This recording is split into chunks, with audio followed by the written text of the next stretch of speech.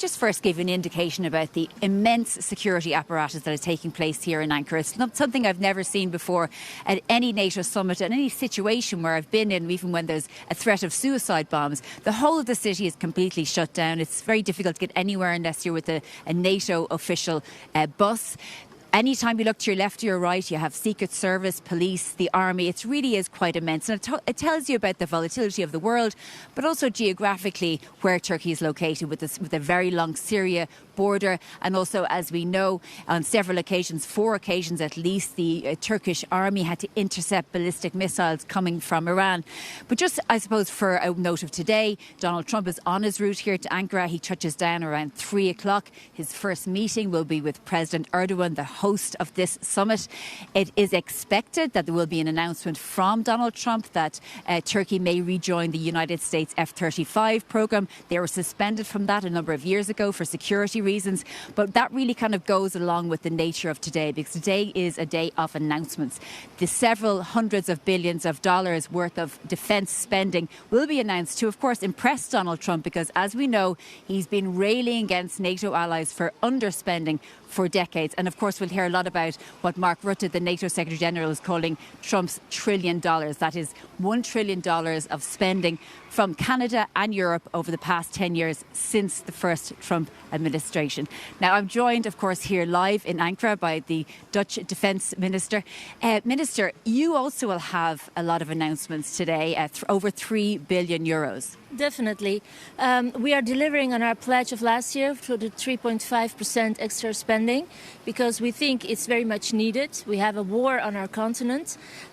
So we are having different co-productions and coalitions and working together with countries such as Germany, Belgium, UK, making sure that we invest in marine ships, in air defence, in various different capabilities for ourselves. Indeed, and that has to happen because the United States has made significant announcements of withdrawing capabilities available to NATO.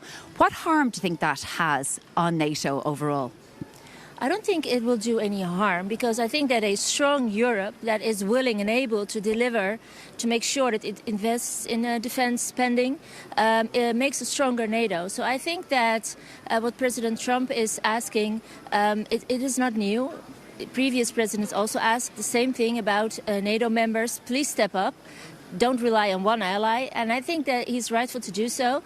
And if you look at me, I'm the Minister of Defence in the Netherlands, and I think that I have to be responsible for the security and safety of my people within the alignment of the NATO. So it's very important that I also deliver, make sure that we invest, and make sure that we are a strong partner. And of course, this summit has been described by Mark Rutte as a crucial summit because of this. But would you say that this is really the start of the Europeanisation of NATO? Europe really taking control of NATO in some ways? Well, I think we should be able to be strong partners. That is the key. So the US will, of course, be one of the most important allies, such as Turkey, very strong armies, a lot of spending, but you know, Europe has to deliver as well. So last year in The Hague, we promised a lot. But it's only worth those promises if you really deliver. So today I hope that I will see that from my colleagues. And colleagues who are not delivering, I will be talking to them as well. Because we have to do this together, united. As you well know, we have a war on our own continent. We have an enemy facing us, Putin. And it's very important that we are also able to stand up. What we will hear from Donald Trump undoubtedly is his severe anger over what he says is NATO allies abandoning the United States when it comes to the war in Iran. Now, we know that Germany and the UK did give the US plenty of basing rights and access to military bases, but that doesn't really matter to Donald Trump. He is very annoyed at NATO. What do you expect from today? How will you respond? How will you placate him? Well, I think it's crucial that we all have a cool and calm head, because, you know, we should be united.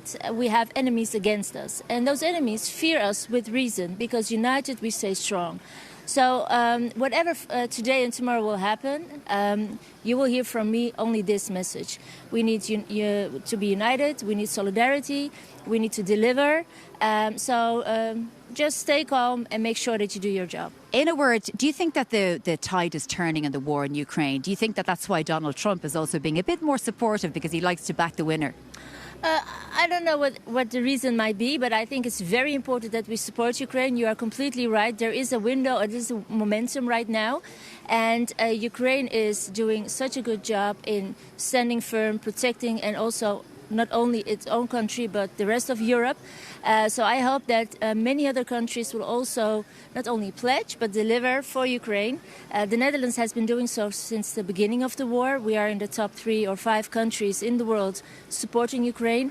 And I hope to see many more colleagues adding up, making sure that they have the car productions on drones, the Pearl packages. I can continue.